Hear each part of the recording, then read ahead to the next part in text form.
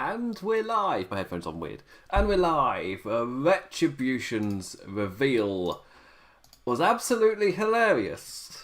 Hello and welcome to the LOP Radio RAW review. My name is Matt Maher, aka Imp, and we are live here on YouTube and also in podcast form. Links in the description and head over to WrestlingHeadlines.net. And boy oh boy, was this the worst episode of RAW I have reviewed so far.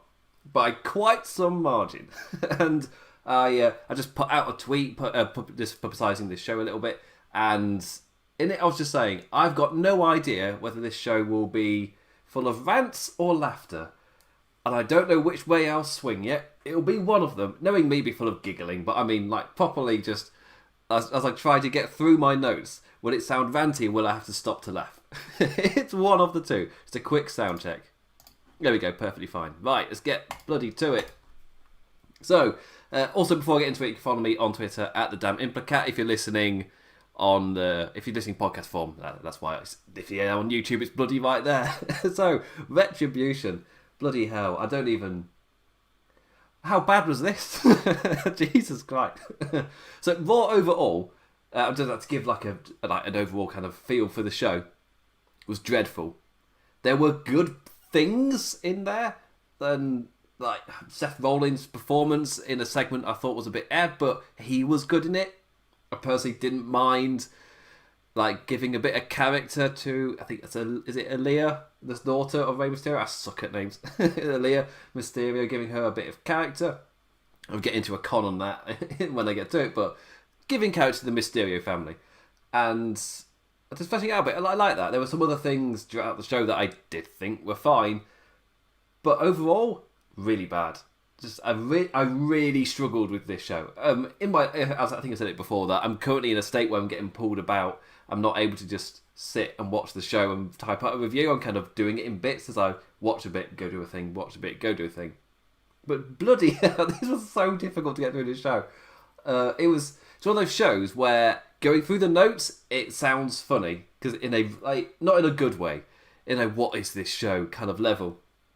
But watching it was pure pain. I really did not enjoy this. But the number one topic, Retribution.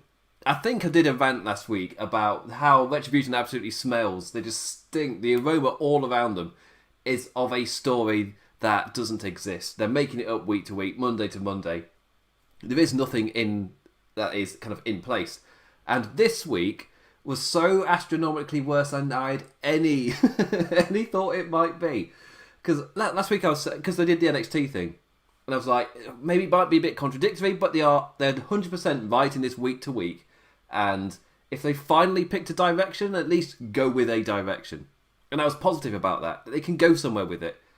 Then this week happened. And they kind of did that, because they talked about being former NXT people, but a lot of the things they said kind of went against that, and there's still the anti-establishment whilst also being properly signed and also being former NXT, but they're also against the company. And now they can... I'll get to the contracts in a second. It's so weird and confusing. Like, legitimately, I watched... I want to say, I was wording it as I watched 1 minute of Raw, then wrote 700 words. But it's probably closer to like 3 minutes. Because I'd watched Retribution come out, I'd watched them kind of deliver that opening thing, and I don't think the Hurt Business had come out yet when I paused it and started writing. And there's like, my God, just within that opening minute, I was like, right, okay, there's a lot to address here. Then I added to it as the show went on, just like their names, the promo they gave later, which then contradicted certain things that was being told us about the group, and then later the main event as well. Of course, it ended in DQ. Like, my word. So, this was also a start to Raw that seemingly set a shadow over the whole show. Like a cloud of like, what the F is this utter crap? Legitimately, again, it's like the first time you're listening to one of my shows, I keep a fatigue tracker. Because it's a kind of known thing to say Raw is too long, or Raw was definitely felt too long this week, or it needs to go back to 2 hours. And I thought, well, why not keep a tracker of when that moment hits? As when you feel like now it's too long, like now I've had my fill, now I'm fatigued of it. So it makes sense to keep a tracker. Turns out that some weeks there isn't a fatigue point. Last week there was, but I feel like it's like mid. It was like a 30-minute period when nothing happened last week as I was setting up a steel cage for ages. So, but I enjoyed the rest of the show. This week, it was the first segment of the show. I've never had this in a WWE show before, where the first segment was so bad, took me out of it so much that I never got back in. And it was, like, again, being English, I wired through a lot of it. So for me, 2:15, 2:20? Like, it's not quite 3 hours. But still, to be taken out of the show with the first segment and for them to never win me back, that is bad. It's just, like, if looking for, normally, like, I won't give a grade to a show, I give like a sentence or something. That is my sentence. I was taken out of the show with the very first segment and they never won me back. I was gone. That was it. And like, again, there was some good stuff in there, and I'll get to that when I get to it, but this cast such a cloud that like a lot of times I just couldn't concentrate because I was just still thinking about it. It's so weird. Like, I'm lucky that I wasn't watching this live, because you can tell, watching this live, like the tag team match that followed the Retribution opener, like a lot of people wouldn't have been watching that because they would have been on Twitter talking about Retribution. They're just still, I don't know how long that discourse would have continued throughout the show, where people were able to like properly concentrate and get back to it, because me just writing notes, again, with a day getting pulled apart from watching the wrestling. But still, I just never got back in. But, like, this is what happens when you have no planned direction. Not all the time. Like, you don't have to give a massive arc to every single story on the show. But one such as this, such a major arc that they're going for, where they've got story beats just happening with no hype, no build, just a sudden jump to a next thing happening. Like, whether it makes sense or not. Okay, because before, doesn't matter. Like, out of nowhere, with no hint setting up this next beat. Just like, oh. Like, so for me, like, Retribution were offered contracts. Why? So the commentators kind of addressed it, but it's more of a who would offer contracts, like, who offered these guys contracts, but it's more of a selling their image kind of feels what I got. So they're like, look at these guys, they're chaotic. Who would offer these guys contracts? You've got to be crazy to give these guys contracts. Like, more like that rather than setting up a story of, oh, who did? So I didn't really take it quite as that, because I was doing a lot of work to make this make sense on the show tonight and kind of getting them over. And like, they set it up last week with them being former NXT guys, and I was like, yeah, at least pick something. Yeah, it doesn't entirely make sense with everything that's come before, but at least you're picking a direction now. You can build, you can go with it, and this went just wildly off. So, I have so many notes for this, and again, most of this I wrote after watching. It felt like that first minute. So 1 minute, 700 words. So let's get through this. Like, one, the masks. Let's start with the masks. Just like that South Park episode where there's the Bane mask that just traps on everybody. As well as the show episode where they all buy masks off Amazon as well. They look so bad, so cheap. And of course Dijakovic's immediately memed to hell. Like, he's wearing a bloody Bane mask. Of course he was. And I even went to the effort today that just to prove how I just wanted to do anything but watch this show. I spent like 20 minutes learning how to make a GIF with the words pop up so that I could get a GIF of Cartman saying, you should have respected my authority, wearing the Bane mask from the Bane mask episode. I was like, I got it, and I've got it. I've got it now. So I did that today. Instead of watching more, I did that. Instead of watching more, I legitimately, at one point, like 2-3 p.m, I was sweeping away rubble and dust. I was rather doing that than watching more. Like, that was a break from it. But the masks looked awful. In terms of like things I would change, the masks. And a report's coming out from WrestleVotes, who are normally quite dependable. They can rely on them. Their information is normally quite accurate. Obviously, like a lot of things, it's not 100%, but they're normally very accurate. And the percentage is high. I'll go with that. But they were saying that, according to a source from backstage, that it was a hot talking point last night was Retribution. And apparently a lot of times it was with laughter as well. Like the thought that the masks and the names is giving them one hell of a mountain to climb, like immediately off the bat. And I don't think they ever can. If they don't change this, like it's been an act that's been changed so much. Like I know a lot of people will take it as like evidently you don't know what you're doing, changing it. It's like, for me, evidently this isn't going to work. Change it, like as quickly as possible. Just drop the things that aren't working. You're making it up week to week as you go along and dropping things that you didn't think worked. Why stop now? So the masks, my God, the masks are awful. Drop the masks. Just immediately. I don't. The funny thing, they were wearing the. To realise how ridiculous this whole thing is. So they were wearing the hoods and the black masks, and like, across their mouths, and they're going across, doing things, attacking the show, breaking stuff, limp biscuiting about all over the place. And now they take off their hoods and then lower their masks to reveal that they are wearing masks. They've got more masks on. They completely masked. Something, again, proof that this wasn't something they were building to. Never hint of anything like that in any of the attacks before. You got the black mask over the mouth, then you got the hood over as well. That was it. Now it's properly masks, and immediately just memed to hell of what is this. And Shane Thorne, I think I'm pretty sure Shane Thorne, he has the mask where it's a hockey mask, but it's not Jason Voorhees it's not that quality, and it's not Casey Jones quality. And it's just like a really cheap, just bought for $5 just from a local place. Just grab this. Like, I don't understand. Dijakovic in the face paint and the mask as well, and they're all wearing masks. Mercedes Martinez wears a mask to the ring on NXT, then takes it off and doesn't wrestle in it. But these guys, they're properly in the masks. And some of them have got really cool looks. It's really weird. I really don't get it. It's so... But the masks were awful. The masks were hilariously bad. And to have Dijakovic just as Bane, it's going to get memes because it's not good. It's so bad. And the fact that I'm laughing at it, that's kind of... Even if you don't like take the... Like me saying it's bad, like, that's an opinion, obviously. You can't take that as ultimate fact. But as I'm saying it, I am laughing. And that should say everything, essentially. Like, no matter where I'm falling on it of, is it good, is it bad? I'm laughing whilst I'm saying about it, because I just found it silly. I found it funny. Jesus. Point number 2. I got to go quicker than this. As I said, I bashed out so many words. 2. I'm sorry, what are their names? So...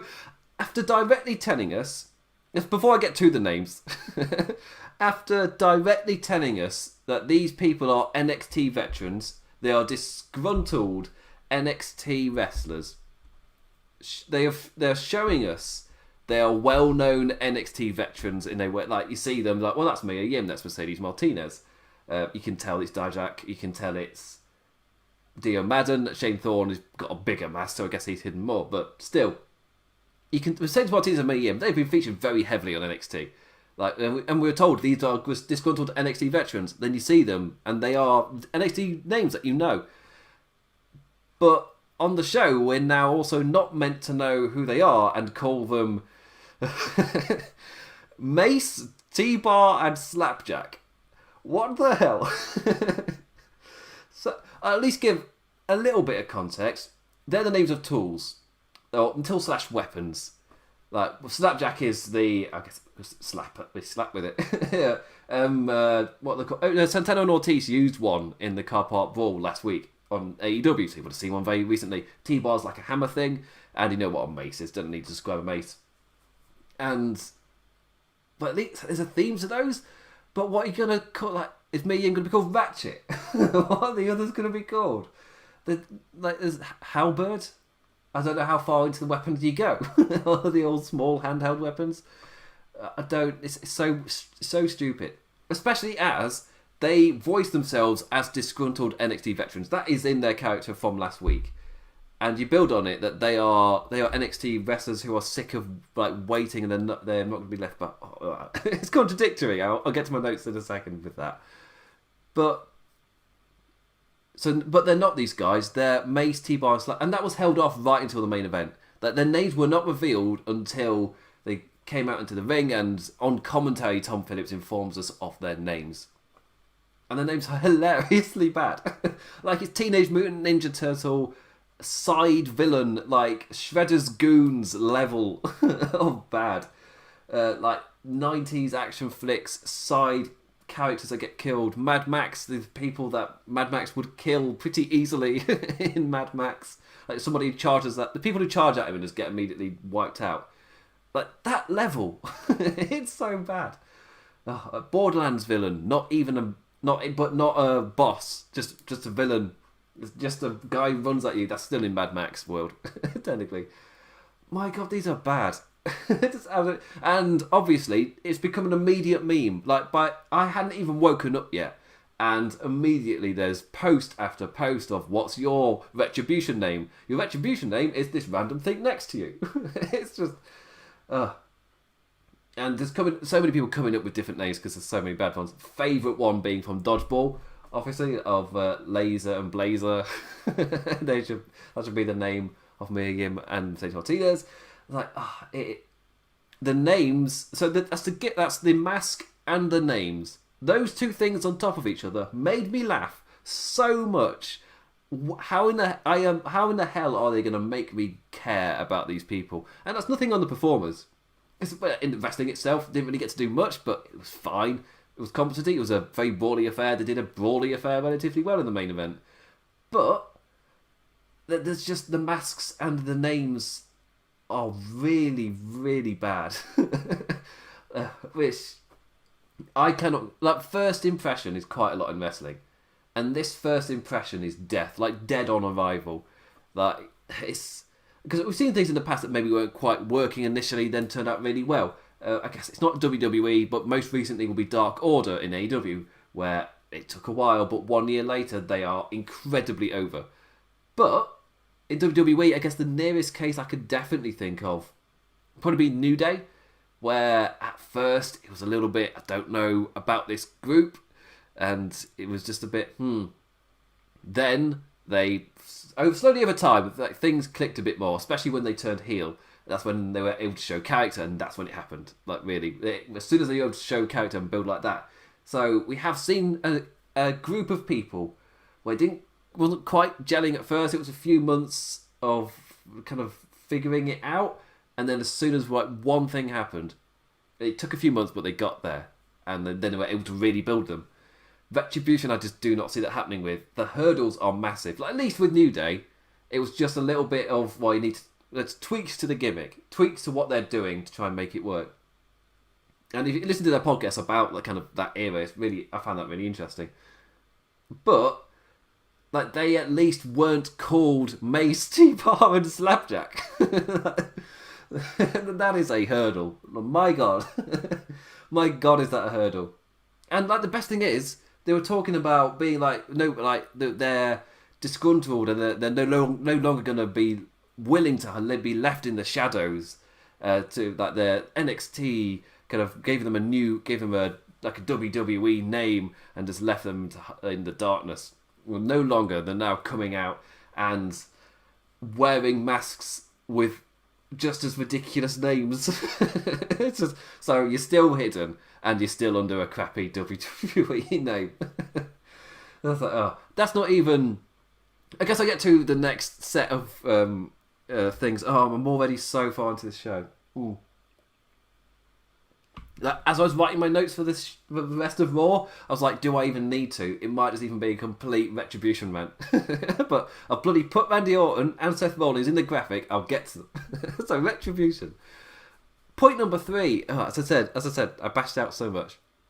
After weeks of security trying to fight them off, with Vince McMahon threatening Adam Pearce's career to get him to handle them seriously, the boss man has seemingly had a complete and utter change of heart and just hires the bastards. Like, again, not always a bad story point to reach, but with no hint, zero build to the beat. 1 week it's chaos and the next they're suddenly hired. Like, this time last week, they did not know they were going to do this. And I shall get to it in a second, because I'm pretty certain I address it in later notes. I was going to talk about the contract, but I'll get to it. So, Also, the fact this happened on this show, like you chose the go-home show for a B pay-per-view that they're not on to open the show with their reveals and have them bookend it at the start and the end, and you set that up for their official debut match. Like, if I had the impression there was a planned arc in place, I might not complain at all. But because this reeks of no direction, making it up Monday to Monday, I just questioned, why? Why not just wait a week? Or, hell, use this week to make this beat make sense when it happens next week after the pay-per-view. Like, Survivor Series, right round the... I'm doing that planning ahead thing. So, oh, you could do this next week and then just build straight to Survivor Series with this and just go straight for that arc. And it's like, oh, wait, no. I'm doing that planning ahead thing. Even if it's just 1 week, which in some angles might be happening, but it's not in this one. This is week to week. Yeah. But in right now, they do not know what's going to happen on Raw, and it's going to be just as random. It's going to be just as contradictory, unless it's really low-key, or just like a building block for them. But I feel like it will change gears to Survivor Series. I wouldn't be surprised if it's Hurt Business versus them, or Hurt Business or Retribution versus WWE guys in that match. But 3 of them are men, 2 of them women. So what do they do there? Do they do it first, or do they just split it up? Is it going to be a complete NXT thing where all NXT go, yeah, I'm with that? Actually, I'll get to that now. Are these the main 5 of Retribution? As in the 5 we saw tonight. I'm going to go through them in a second, but that kind of takes from my point. So, and the others are their goons. Their followers, maybe. But if the main 5 are disgruntled NXT stars, who are the goons? Why do they care about this employee grievance? Why are they caring so much? And it's so many people as well. Are they also NXT, disgruntled NXT stars, disgruntled WWE employees? Do they just...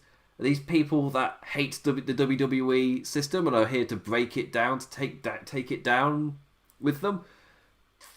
This is why this absolutely smells of a thing that looks cool or a thing that resembles something that was happening in real life when it started. But they had absolutely no direction for it, and the direction they've given for like the main 5 then doesn't make any sense for why a larger group of people will be joining in them causing the chaos. They just believe so strongly that WWE employees shouldn't be willingly WWE employed. Is that it? Are they just that against the WWE system?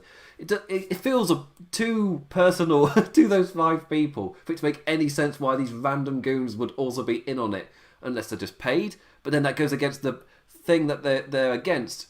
But to be fair, they contradict that themselves. So I think that's fine. So point number 6. Are Retribution tired of not getting an opportunity, being in the shadows, and then just taking their spot, taking it to WWE? Or are they anti-WWE, here to burn the whole company to the ground, as Mia Yim put it in her promo on this show? If it's the latter, why on earth announce that they've officially signed contracts? One is slightly opposed to the other. Like they gave a promo, like Matt, this is bad. Like, and the level of talent in this group, like Dijakovic, Dia Madden, Shane Thorne, Mia Yim, Mercedes Martinez, are all wasted on this directionless drivel of crap.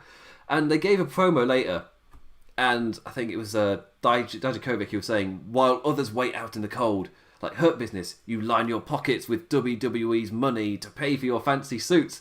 And I was like, wait. Tom Phillips opened the show, and he said it later as well, by saying Retribution had signed contracts. Which means Dijakovic saying, Hurt Business, you are the bad guys because you're lining your pockets with WWE's money. But Tom Phillips opened the show by saying that Retribution have signed contracts with WWE. So they're also taking WWE's money? So, just... where? What? It's so contradictory. The bits don't make on the same show. If it's week to week and they're making it up as they go along, maybe. But this is on the same show. This promo from Dijakovic directly clashes with what he was saying, what commentary was saying. And my favourite line, which made the least sense, was after they did a backstage attack. The group were attacking people backstage, and he comes back to Tom Phillips, and he's like, well, they can do what they want now. They've got contracts. Like, wait, what? Is that how contracts work? Like, oh, I want to do this backstage beatdown, but I want to make sure I'm officially signed and it's okay to do that beforehand. Like, I'm sorry, what? Like, and they were already doing that before they signed the contracts. So why does the contract allow them to do this? That's not how contracts work. Oh, it makes so little sense. That's just my favourite line of it all. It's just like this, the creme de la creme, just this cherry on top. It's just the reason they're able to get away with the attacks now is because they've officially signed contracts and they're with the company. Therefore, they can do what they want.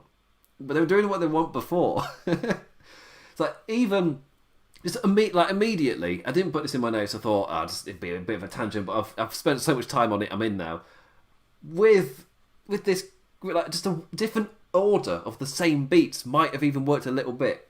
Like, instead of it being Retribution coming out, it's the Hurt Business, because they were the ones who looked cool at the end of the show last week. They were the ones who made a statement, finally fighting back up against Retribution. Why not open the show with the Hurt Business? They are the ones who challenge it to Retribution. They come out to the Hurt Business, and the Hurt Business are the ones pushing for them to fight Retribution. Oh, but you can't do that unless they're officially signed. Makes no sense, but it's better than what it did. So... Then it's like, are you sure you know what you're in for? And the Hurt Business is like, we'll handle it. We know totally what we're in for. And then that's how Retribution gets in. But I've essentially done the exact same beats that WWE have, just in a different order. And that was me using what they gave me to try and make it make sense. It's just, and try and build to it. Because then you can at least, Hurt Business they kind of knew what they were pushing for it. And they were like, we can handle this. And then you could do the story of, well, they couldn't. Retribution was a bigger force and they were expecting Hurt Business were too cocky. The Hurt Business are an extremely cocky stable, so that fits into their characters. And the Retribution, they love chaos, so that fits into theirs. It's just, it makes so little sense. At least, I was trying to say individually they would look cool, but without the masks. That's the thing. It's the masks that does it. In terms of the presentation and image, it's weird enough as it is. The names are awful. They're funny.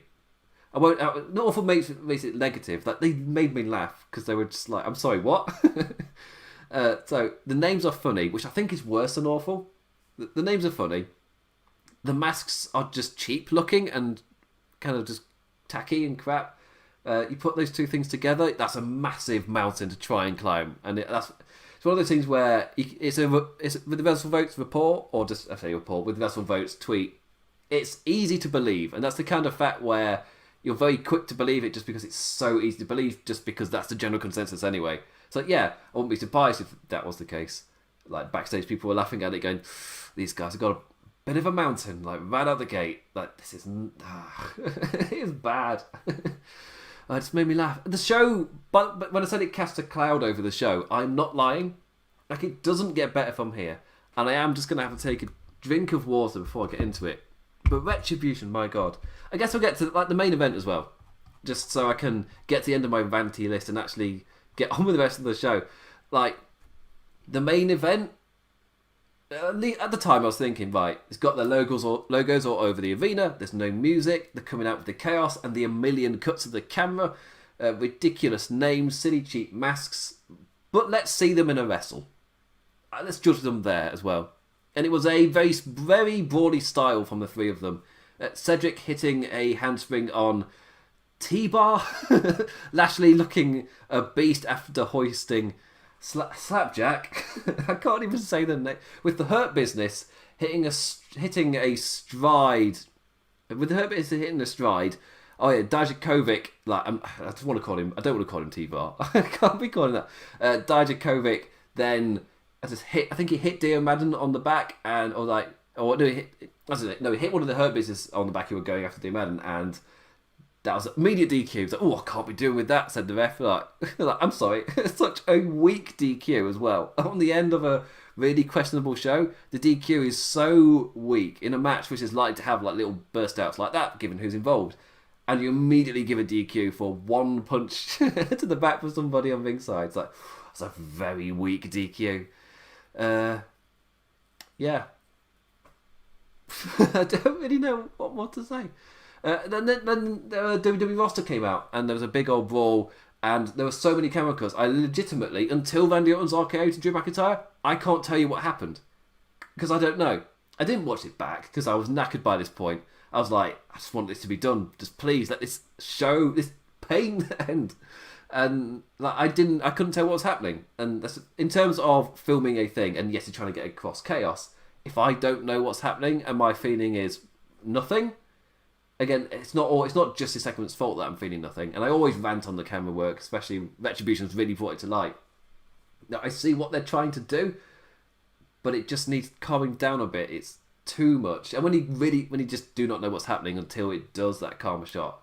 And yes, this was a big brawly affair, so it was a lot more suitable to other things. Like when they do the quick cuts, but it's just two people walking around the ring. Like, do not need to do that. Just do not, just slow it down. Like, have the speed of your cuts match the speed of the action. That's when it's perfect. And this was at least a chaosy brawl. So at least the pace of it kind of makes sense. But you mix that in with the zooming in and out cameras, the left to the right, the up and down camera thing that they do. You put all of that together, and it's disorientating and difficult to actually just take anything in. But they did slow it down to make sure to capture Randy Orton RKOing Drew McIntyre. And then it was just a big brawly affair and kind of ends again with Retribution doing a big old brawl. The show ends with the focus more primarily on McIntyre and Orton. So at least there's that top note that with all the chaos going on, they at least made sure to focus the end on the Universal Championship. Nope, wrong title, that's on SmackDown, on the WWE Championship. They did that at least. Oh, right, so that's the Retribution, man. I feel like I laughed quite a bit during that.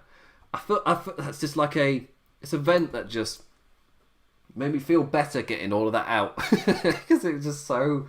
it was such a difficult show to get through. I feel like doing this is my my medicine. To help me cope with the pain. Generally helping, actually. I'm not joking.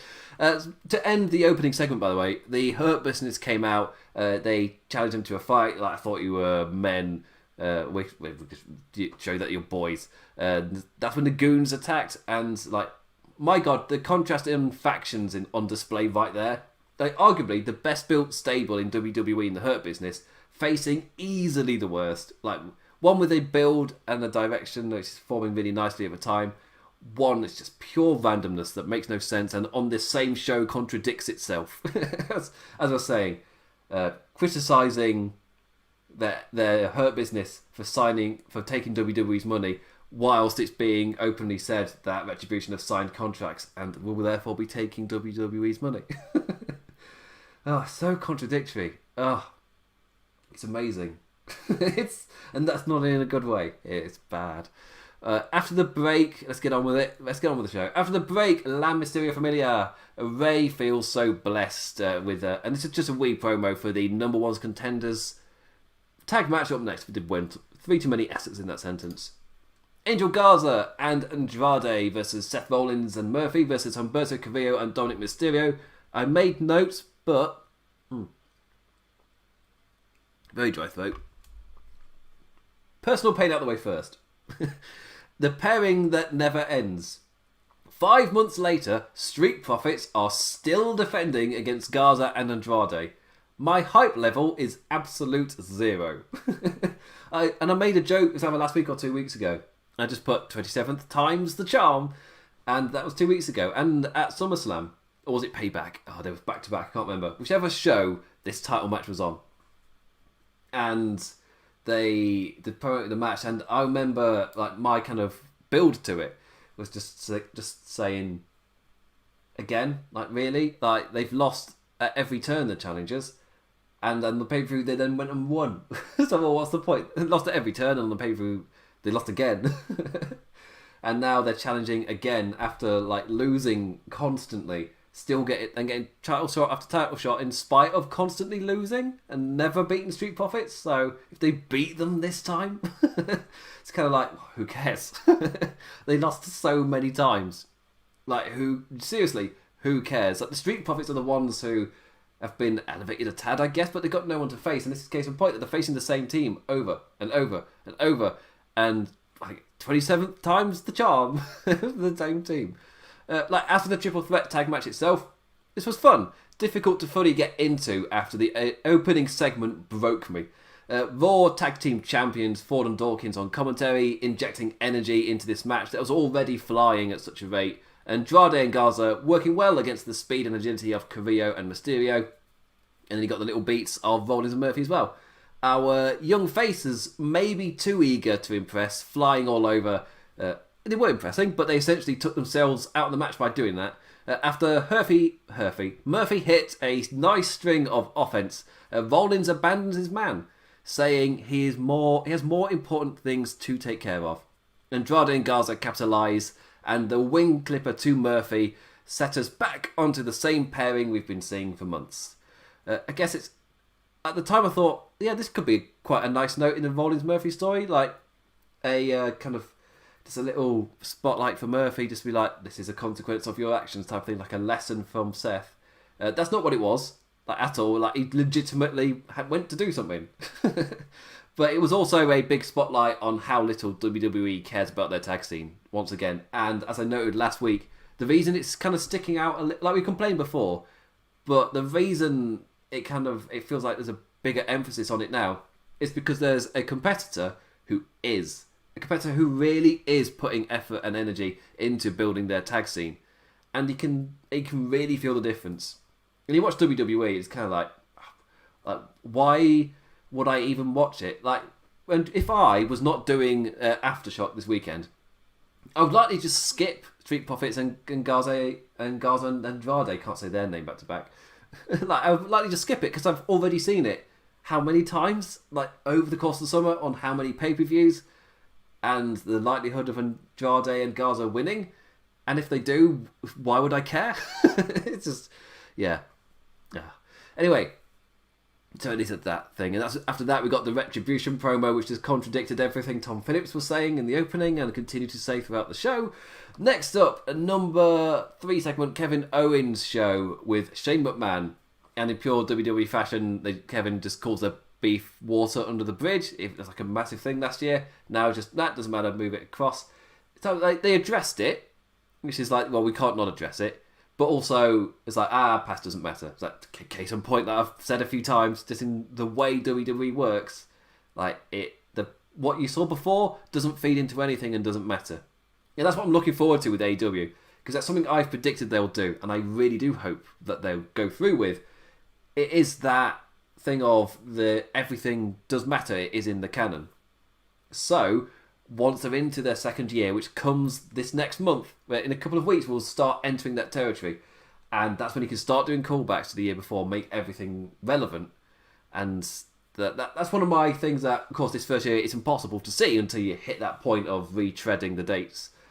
You do it, start another calendar year. So I am... that's one of the things I want to take note of with AEW. When do they start referring to things that happened the year previously? And I would really... personally, one of the things I'm really looking forward to, do they do a callback with Kenny Omega standing up behind Jon Moxley, just as Jon Moxley stood up behind Kenny Omega on the debut episode of AEW last year? They do a reverse of it this year.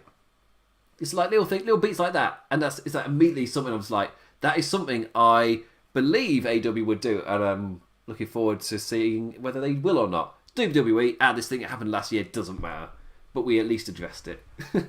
And he gives the floor to Shane to promote Raw Underground. Yes, the perfect segment when I've been taken out of your show right at the beginning to give me Shane McMahon plugging Raw Underground. At least the bright part of this is Dabba-Kato transitioning onto the show itself. One of my critiques of Raw Underground was it existing in a weird existential bubble, and now this at least injects it somewhat onto the show, but only kind of. Also poor Kevin Owens. Such a level of talent, and this is a segment it's used for. He then is like, I've also invited Braun Strowman, so Braun Strowman's train sounds, and then he comes out. Tad of a stare down. Aleister Black then turns up and drags KO into the ring post.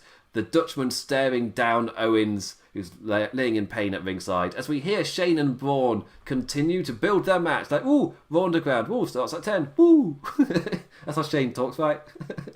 And, at this point, still taken out of the show, things were happening, but they were getting no reaction from me. And like I was writing this as I was watching it, and just thinking, oh crap, that's not good. Because on my kind of at this point, I reckon I'm just about to get to breaking an hour. I think hour 2 started with McIntyre Keith Lee, or it might have even been Asuka. Oh god, this was a difficult show to get through. But when it hit me, it was like, oh crap, this is the second segment after that opening, and what's happening on the show is getting nothing from me. This is going to be a painful one. Charlie was backstage with Drew McIntyre, and he says his jaw is fine. Well, it doesn't say. He's like, yeah, it's good. His friendship with Keith Lee is still intact. Totally understands the fight behind the man. Sure, the two of them will be... He is sure that the two of them will be laughing laughing about it over drinks. Why can't I talk tonight? Laughing about it over drinks in the future. And Keith, those drinks are on me after I beat you, buddy. And obviously, it's Keith Lee, and so far he's only had one clean victory, and it was on pay-per-view. Every other one... Oh, well, I guess Dolph Ziggler. I guess that one. Just so much interference. After the break, Retribution were attacking randoms backstage. Dajakovic yells at the camera once again that they are the judge, jury, and executioners of the WWE superstars. Afterwards, Tom Phillips, this is when he told us that the group can do what they want because they've signed contracts. It just makes no sense. On top of the contradictions and other things that make no sense. Drew McIntyre versus Keith Lee. The rematch from last week. And at this point, they were still plugging the Clash of Champions match as either Lee or Orton as the challenger. So as Keith Lee walked to the ring, I was just thinking, surely WWE wouldn't give you McIntyre versus Lee 2 weeks in a row before a third match on Sunday.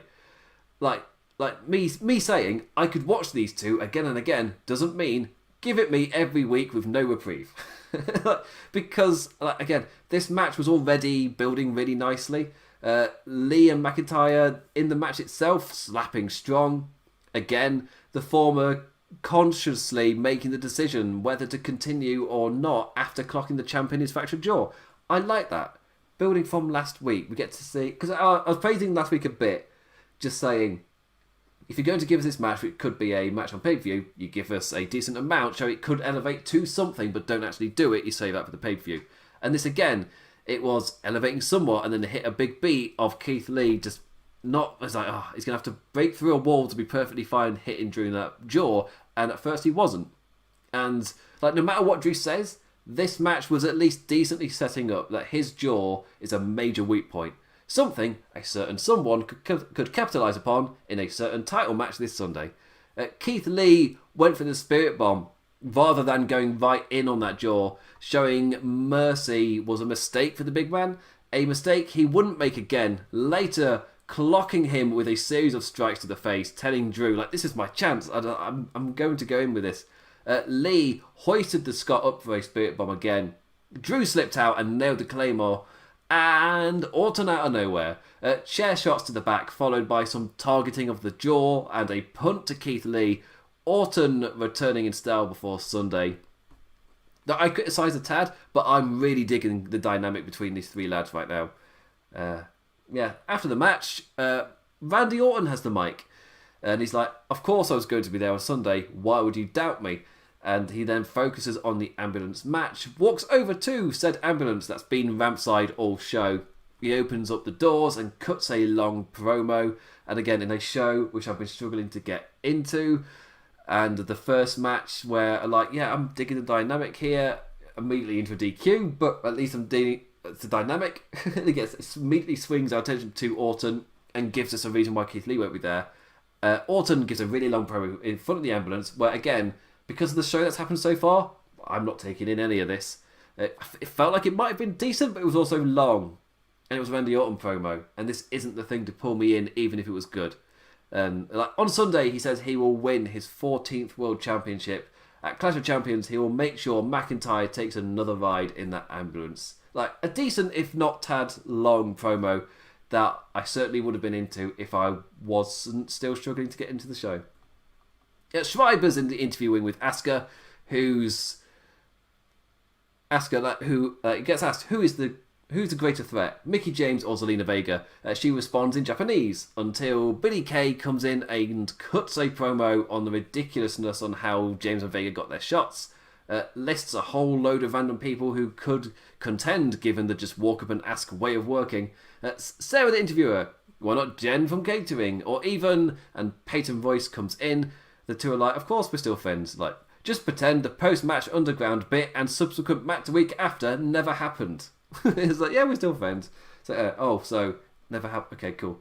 At least it's transitioning into a Peyton Royce singles run, which they, going by the match that Asuka and her had later, they seem to be at least a bit getting behind Peyton.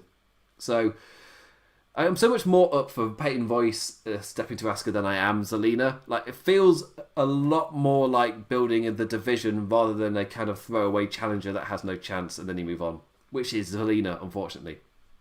Before our women's match gets up, where I showed our second recap of the night of the opening. Like, guys, you've just finished the first hour.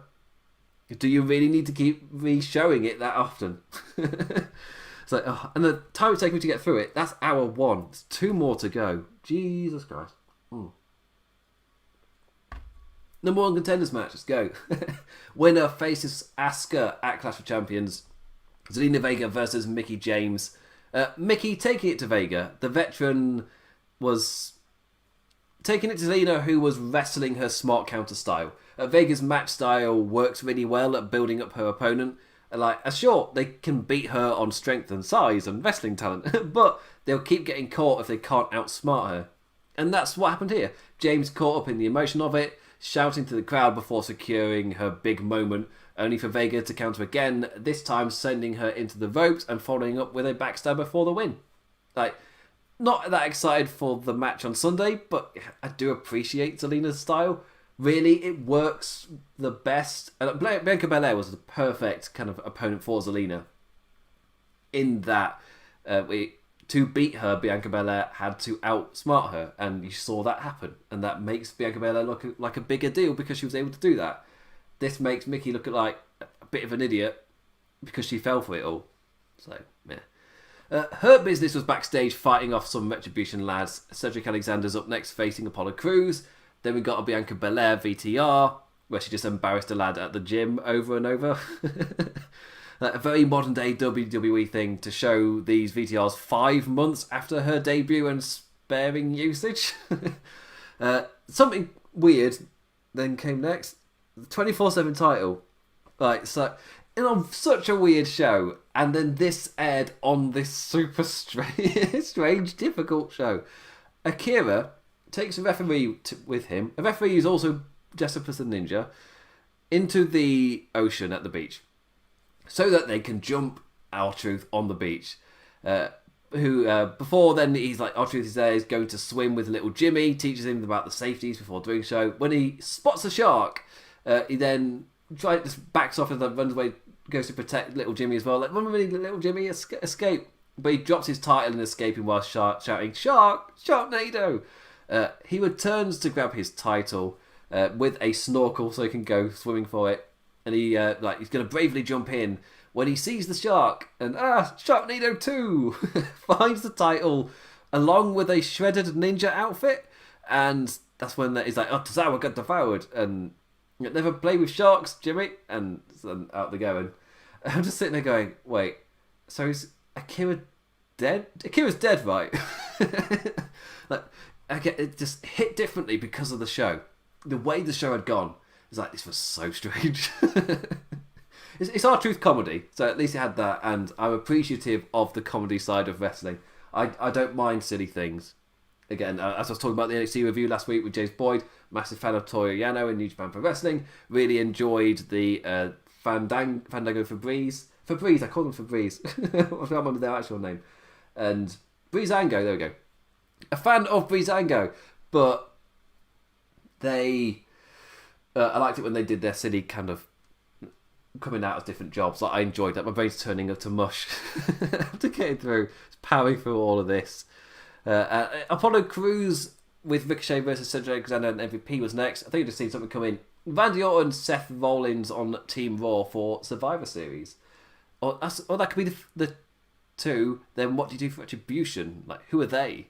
Who do Retribution have as their 2? They could just pick 2 goons, like it doesn't matter. If you have to, unless you do 5-on-5 and it's 3 men, 2 women. But then you got the weird WWE intergender rules. So, anyway, MVP hits on the 6-man tag match against Retribution later tonight before the match actually starts. Cedric also going on, like him saying why Cruz has no business challenging for the US Championship at the pay-per-view. Cruz and Ricochet come out. The contender says you don't have to keep trying to explain why you did what you did. Now he's want to punch you in the face. And they won with roll-up. So it wasn't like a pure anger thing. The match was fine. Alexander trying to wear Cruz down, doing a decent job, but the man kept striking back. Cruz channeling his inner Tanahashi with a frog splash to a standing Alexander, really building momentum as the match went on, leading to a really nice looking pop-up Samoan drop. And to the outside, Alexander swings back in with a suicide dive, countering Cruz's backflip off the apron. But after rolling his opponent back in, he has an exchange with Ricochet. Like, come on, do something, dare you. Quickly moving on, though, and back to the match. But it was enough for Apollo to be playing possum and roll him up for the 3. And just on the ramp celebrate. He's like, hey, we beat him. And the rest of the Hurt Business come out for a quick hello. Alexander with the jump and the rest with the follow-up. Lashley locking in the Hurt Lock to Cruz for the final beat of the message. That was the end of that segment. Just realised my next note is about the next bit. Also, more stuff on Survivor Series coming in. WWE Champion versus Raw Champion. I've always enjoyed the Champion versus Champion stuff at Survivor Series. And I'm trying to think where on the show's building to. But last year remember last year they did the titles being defended, as in just the men's singles, they got defended and every other title was show versus show. I don't know why, that seemed to work. It gave you, because the Survivor Series has a massive problem where every storyline just gets dropped, then you go to the show. I guess Retribution will feed into it this year. But it feels like things just get dropped. Whatever's being built to is just gone for Survivor Series. But having those 2 matches, just the Undisputed and WWE titles on the line, you suddenly had something to be going for. Like a story to continue to go in with. So it wasn't all just versus and your storylines out just in this bubble just stop happening and then they will continue or start anew after Survivor Series. I like the Champions defending last year, but I also really enjoyed Champion versus Champion matches. But really I'm saying Survivor Series I've enjoyed relatively quite a lot these past few years. The Survivor Series matches themselves are often the weak point, which is a bit of a shame, but I've been fine with the idea. The cards themselves are enjoyable, even if the builds make no sense, things get dropped, the heat between the 2 shows just doesn't feel believable, or it's either over the top or too little and there's no in between. It doesn't make sense because it doesn't get built to, and suddenly this month it really matters, and then after this month it doesn't matter at all. And it won't matter again until it's October, November again next year. So yeah, but the shows were enjoyable. I enjoy the shows. So yeah. Raw Underground was next, and nope, not tonight. No time for this on a bad show like tonight. I was skimming through, and they had a new interviewer who, it's not her fault, but it was just, it was just funny. Just like at one point, she just kind of emotionlessly like, and we'll be back to Raw Underground, but now it's to this. It was just so unemotional. I was like, it's not her fault. It's just the words she is given to say and the way she would say it at this point. It was just bad. So, it's a running thing with all of their interviews. Like a lot of the questions they get them to ask are just awkward and just strange. And next up, Seth Rollins vids his papers. What was Rollins' better thing to do? I don't know why I couldn't read that sentence. At the time, I just thought, was Seth teaching a lesson to Buddy? But nope, he literally had something to do. He went and got his papers. Like, get ready for soap opera nonsense because Ray's daughter is, gasp, not his. Laughing inside as I just question, what is this show? Like, why do I cover this crap? And I've watched, I think I've only been able to watch one other outlet covering Raw this week, and they said the exact same thing. That it wasn't at this point, but at different points throughout the show, each one of them just had a moment where it was going, why do I watch this? Like, why am I watching this crap? So that's not, in terms of people who review it, I guess we're going to be coming back to review it for websites and things, so it's a little bit differently. But for the average viewer, it's just a normal person who's tuning in. If they have that thought, why would they tune in again next week? Like, will next week's viewership be really low? That's something I'm just thinking. It's post Clash of Champions, but Clash of Champions isn't that hyped. As in, I don't feel anything behind it. For me, it's up to SmackDown to generate something if I have time to watch it, because G1 Climax. I need to wrap up this show because my alarm is set for Japan time tomorrow morning. It's just, immediately do this podcast version, get that all done, pop off to bed, wake up for New Japan. There's not much downtime. But yeah. Also, he was saying, I did a DNA, asked the guy to do the DNA test on Ray's kid, but maybe he did it on the wrong kid, and I don't know. It's like, Seth would have all of this information, and it was nonsense. But I buy it as something Seth would do, like all of this to try and sink to this level and try and mentally play with the Mysterio family. Like, in the context of the show, it was just another really weird thing that ended weirdly. But Seth Rollins smiling on the ramp afterwards is like, I've done something to that family there. It's like, even if it's clearly nonsense, and Mysterio's and Ray's like, it's clearly nonsense, and Seth knows, it is nonsense, but it's working. It's like, I'll take that. But on this show, it was a really weird segment on a really weird show. It's just like, what is this? What is this? Lana and Natalya versus Nia Jax and Shayna Baszler in the short and sweet one again. It's like, yes, the tried and tested formula where the losers from last week get to face the champions. To be fair, when you're dancing in such a small room, you're going to step over each other quite a bit. So you got, so last week it was the champs on commentary with a number one contenders match. This week it's the successful number one contenders on commentary with the champs in a match against the losers. I guess as a warm-up. But again, the other logic is, suddenly the team who lost have a match against the champions. No. Just don't think about it. Natalya gives it a go, but the champs make quick work of them. They just repeat the tactic of the Riot Squad last week, so at least I noticed that. I kind of like that. They knock Natalya off the apron and ground Lana for an easy win. After the match, they pick up their cock contenders. Clash of Champions, first time I made that gag. Clearing the announce table, but Riot and Liv fight them off. So the champs pick up Lana and drive her through the table instead. 2 weeks in a row, poor lass. It's building something that doesn't really matter. And at this point in the show, I'm just thinking, is it at any point in me covering any of this? Because Retribution's the thing I'm going to be ranting about. Does the rest of the show even matter? McIntyre in the doctor's room. He's not good. He's not in a great shape. And with no rules on Sunday, he'll beat the piss out of Orton. As for tonight, he's going to pick a fight, and he storms out. He must have been storming for a really long time, because it was a segment before it. We then cut to the Mysterio family backstage, and Leah didn't take to her dad calling her a naive 19-year-old very well, and lets her dad know it. It's like, can't I stand up for myself? Why did you have to do that? Also, Mandy Rose is coming to Raw. Eventually, at some point soon, perhaps. Also, we had Leah Mysterio backstage on a lonesome, kind of weeping, when Buddy Murphy walks in and says, if their actions hurt her in any way, then he is truly sorry. And first note of, if they can turn her against the family, if this is just a note on that, then I really like it. If it's a potential romance angle, a WWE wrestler and a daughter, they've literally just said, they've just made a thing of calling her young and naive.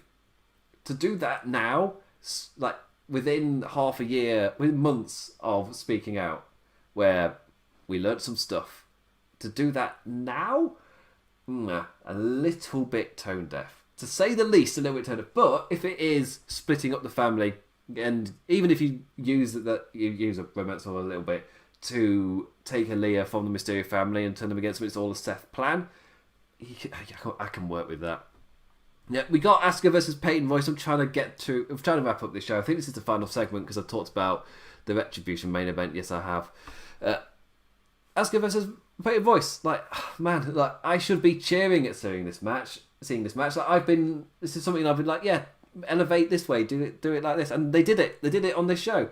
Peyton Royce got a match against Asuka, and it ended in DQ, but you got to see Peyton Royce step up and impress against Asuka in a singles match. But this Raw had just broken me. I just didn't care about this thing that for weeks I've been like, yeah, I wouldn't mind seeing that. And then they gave it me. I just had no energy for it. Royce got in, she got a tad of luck in, but in trying to show that she could swing strikes with Asuka, she obviously got striked by Asuka. A spinning heel kick to a rope-perched Royce set her up nicely for an Asuka lock. Rolling tried to cinch it in. Vega ran in, causing a DQ. Royce was rolling, and Asuka never had the hold locked in, leaving it nice and open. But Vega attacking and ultimately not winning out against Asuka may be a wee decent foreshadowing for Sunday. Just yeah. Also, that was the second DQ of the night, and then the main event had another DQ because with Retribution Hurt Business, they are building the Hurt Business really well and really strongly and consistently, so they don't want them to lose. And Retribution are this new thing that they also don't want to lose, so obviously it's a DQ. So just building a show, putting it together. Maybe don't have 2 running DQs on the same show, especially don't have one in the very segment right before it. There's a lot of things that stick out a bit more because the competitions address the issues. Again, like the sheer amount of DQs and countouts and interferences and things. And in AW, I think there's only been 1 in their entire first year. And in WWE, we got 3 in one night. It's just... I don't think there were any more than 3. I think it was just the 2 run-ins and then the main event mass brawl thing. Well, it ended in such a soft DQ that then turned into a mass brawl. Seriously, this episode, I have laughed during doing this. Hopefully I've gotten across it's out of the pain that I was watching the thing. But yeah, thank God I got to the end of this show. And then I put effort into the Photoshop for it, for that lovely image to the right of me. Bloody hell. I'm ready for bed. Anyway, Alex, thank you for listening to me rant on about that. I will be live on Tuesday for the NXT review. And hopefully on Friday I'll be on Wrestling Headlines in column form, as I'm collaborating with Sir Sam on the NJPW G1 Climax, just putting that slowly together over time, and that will hopefully be put up on Friday. I think there's a show tomorrow and Thursday, so we'll get it up on Friday with our matches of the week and whatnot. But next time you'll hear me and visually see me will be on Thursday for the NXT review. And the bar's not any lower. I don't currently do a SmackDown review. The plan is hopefully the channel will get a SmackDown review at some point. It's just personally for me, in terms of organisation and things, it's not going to happen now. Maybe for a month or 2 I might be able to do it, but right now it's nowhere near possible. But SmackDown, the reason I'm hitting on SmackDown is that's the show that can save my interest for Clash of Champions. I just don't care. I think I tweeted out that this Monday Night Raw sucked out any enjoyment or anticipation I had for that show. And now it's up to SmackDown to try and inject some back in. And sometimes at 2 hours, SmackDown is a bit more of a fun ride. They've been hitting home runs with the Jey Uso Roman Reigns story so far. Just nail that ending and you've got a main event I care about. It's this Raw was bad. Easily the worst one that I've reviewed. And I've reviewed some duff ones. But I would say, a lot of the duff ones, I hit a fatigue point, or the pacing was off, and it made it a slightly difficult show to watch. But this was, yes, it was a really bad thing in the Retribution, but that cast a shadow, and the rest of the show was just bad. It was so bad. Oh, it was awful.